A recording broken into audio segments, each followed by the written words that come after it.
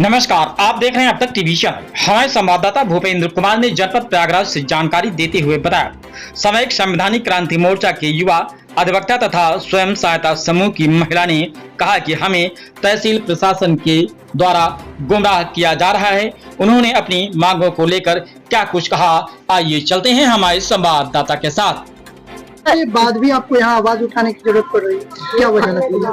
हमको लग रहा है कि हमको गुमराह किया जा रहा है। हमको स्वयं सहायता समूह में जोड़ के हमको गुमराह कर दिया जा रहा है। कह रहे हैं कि आप स्वयं सहायता में जुड़िए, आपकी समस्या का समाधान होगा।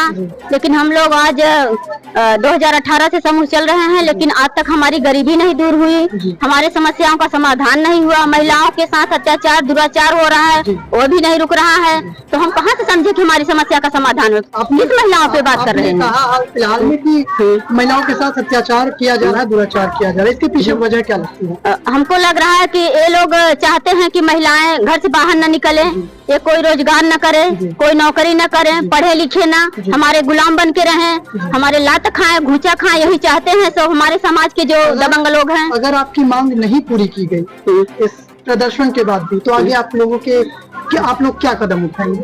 हम अगर हमारी मांगे पूरी नहीं होगी तो हमें महिलाओं को लेकर तहसील पूरा बंद कर देंगे, और हम तहसील तब तक बंद कर देंगे जब तक हमारी मांगे पूरी नहीं होंगी। और हमारी महिलाएं सब अनपढ़ हैं, पढ़ी लिखी नहीं। होगा आपके लिए? नहीं, हमारी महिलाएं सब तैयार हैं, हमारे लिए लड़ने के लिए सब तैयार हैं, और हम लोग मरने के लिए आए हैं। एक न एक दिन मरना है, आज मर जाए या तो कल मर जाए, लेकिन हमको मरना है। कम से कम अपने बच्चों के लिए लड़े। हमको शिक्षा में, रोजगार में और व्यवसाय में हमको कहीं नहीं जगह मिला है। तो हम चाहते हैं कि हमारी महिलाओं की समस्या का समाधान हो। करीब कितने लोग होंगे आप लोगों के साथ? कम से कम 10,000 20,000 हमारे साथ हैं, महिलाएं खड़ी हैं। वो कह रही हैं और हमारे साथ लड़ने के लिए तैयार हैं कि आप लड़िए, और हम आपकी मतलब सारा मदद करेंगे, आपके साथ रहेंगे, तट पे रहेंगे। अगर आप लोगों की मांगे नहीं पूरी की गई तो आप लोग संघर्ष के लिए तैयार हैं? बिल्कुल बिल्कुल, हाँ तैयार हैं। ठीक है,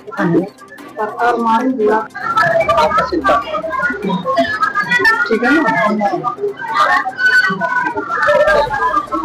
पालन करता हूँ। और आज हम लोग पिछले 9 जून और 10 जून को भी यहाँ धरना प्रदर्शन किए थे। यहाँ तहसीलदार के माध्यम से हमने पूरा अपना। तहसील कौन सा है?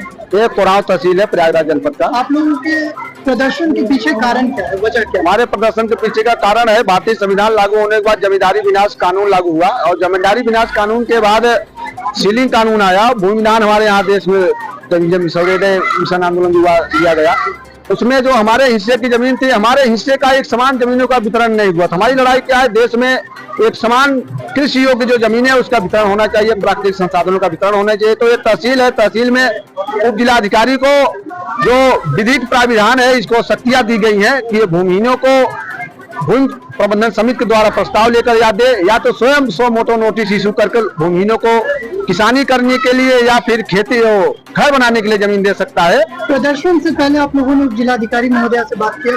प्रदर्शन से पहले केवल उप जिलाधिकारी के माध्यम से ही नहीं, हम लोगों ने जब 9 जून को यहाँ धरना रखा तो उसके पहले 15 दिन पहले सबको महामहिम राष्ट्रपति से लेकर यहाँ तहसीलदार तक हमने जन संपर्क किया। इन लोगों से हमने इनको पत्राचार भेजा, इनको व्यक्तिगत मिला, पुलिस अधिकारियों से मिला कि हम यहाँ धरना प्रदर्शन करने जाएंगे।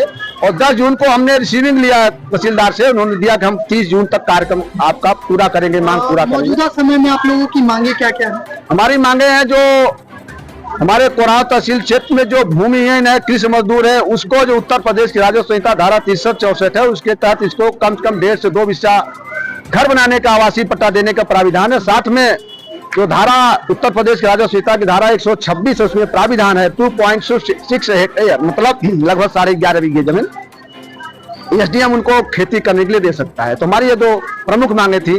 साथ में जो पट्टेदारों को पट्टा दिया गया अवैध रूप से, लोग अवैध कब्जा, इनको कब्जा नहीं दिया गया, इसको कब्जा दिया जाए। साथ में गांव में जो एक आबादी होती है, आरक्षित आबादी SC ST के लिए, जिसको गांव में देहाती भाषा में हरियाणा आबादी कहते हैं, उस जमीनों को खाली कराकर SC के लोगों को वो पट्टा उसमें आवंटित किया जाए। जो नजूल भूमि मूसर बंजर जमीन प्रति आबादी होती है, उन आबादी की जमीनों को भी खाली कराकर भूमिहीनों को उसमें पट्टा दिया जाए। जो भूमिदान और सीलिंग की जमीनें हैं, जो SDM को पावर दी गई, अगर मुकदमे में है तो उसको पैरवी करके मुकदमे जल्दी निस्तारण करके वो सीलिंग और भूमिदान की जमीनों को भी जो खेतिहर मजदूर हो खेती करने के लिए जा कानूनी प्रावधान बहुत सारा डिटेल है। हम वकील है, पूछोगे तो आप लोग हम बताते चले जाएंगे। इस प्रदर्शन में मुख्य रूप से कौन कौन है? इस प्रदर्शन में कोराव तहसील क्षेत्र में जो अनुसूचित जाति के लोग हैं, यहाँ हमारे यहाँ जनजाति नहीं है, कोई लोग बेचारे बहुत दिन से संघर्ष कर रहे हैं जनजाति में शामिल करने के लिए मुसहर लोग, लेकिन इनको जनजाति में शामिल नहीं किया गया। अनुसूचित जाति के लोग हैं, अन्य पिछड़े वर्ग के लोग हैं और मुस्लिम लोग हैं। ये जो 3 लोग हैं भारत में, इनको हिस्सा नहीं दिया गया, बेवकूफ बना के इनके जमीनें कब्जा की गई। तो यही 3 लोग थे। तो आप लोगों की मांगे पूरी कर दी गई? मांगे पूरी नहीं की गई हैं। अभी यहाँ पे हम जब कल से ही आए थे, यहाँ पे रात भर दिन भर प्रशासन ने हम लोगों को परेशान किया। कल एसडीएम साहब आई थी, तो हमने एसडीएम साहब को लिखित दिया कि आपके खिलाफ शिकायत थी कि आपने कार्रवाई नहीं किया 30 जून तक में, हम इसलिए यहाँ पर आए हैं। तो आज बड़े मशक्कत के बाद एसीपी साहब मेजा और एसडीएम कोराव यहाँ पर आई और हमारी मांगों को सुना और हमने उनसे पत्र लिया अपने पैड पर, जो रिसीविंग लिया इनसे कि ये हमारी मांगों को कल से इस पे काम करेंगे। अगर ये लोग इस पे काम नहीं करते हैं तो हम एक जनहित याचिका भी इन गरीबों की तरफ से दाखिल करेंगे, क्योंकि अगर हमारे अधिकारों का हनन हो रहा है, कानूनी अधिकारों का हनन हो रहा है, तो कानून का संरक्षक, संविधान का संरक्षक भारत की न्यायपालिका होती है, तब न्यायपालिका के भी शरण में जाएंगे। धन्यवाद।